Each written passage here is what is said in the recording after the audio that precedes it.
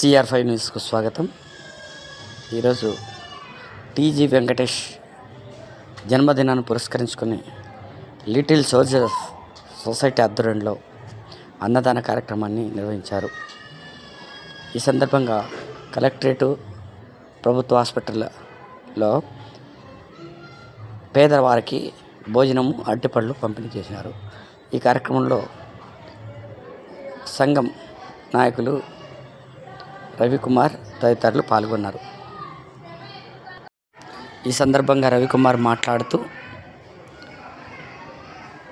ఆపద్బాంధవుడు, కలియుగ దానకరుడైన మాజీ ఎంపీ, మాజీ మంత్రి, ప్రముఖ పారిశ్రామికవేత్త టీజీ వెంకటేష్ ఆరోగ్య ఐశ్వర్యాలతో సుఖశాంతులతో వర్ధిల్లాలని ఆ భగవంతుని కోరుకుంటున్నట్లు ప్రత్యేక పూజలు చర్చిలో చేశామని రవికుమార్ అన్నారు.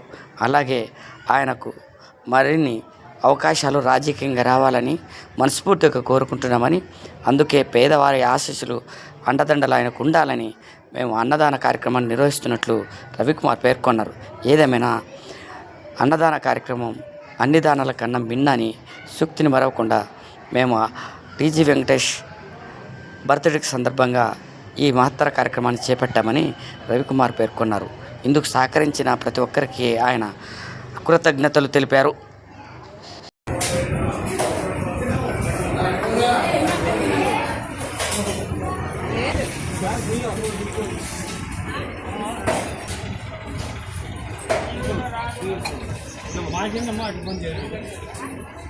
ఈరోజు ఫ్రీ ఏం కాదు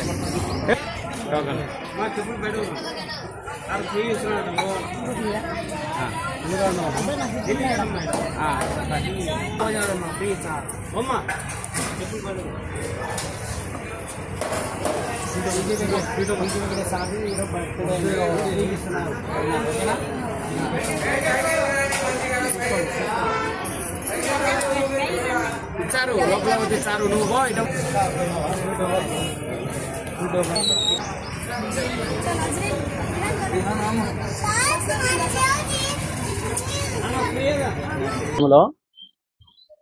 జనరల్ హాస్పిటల్లో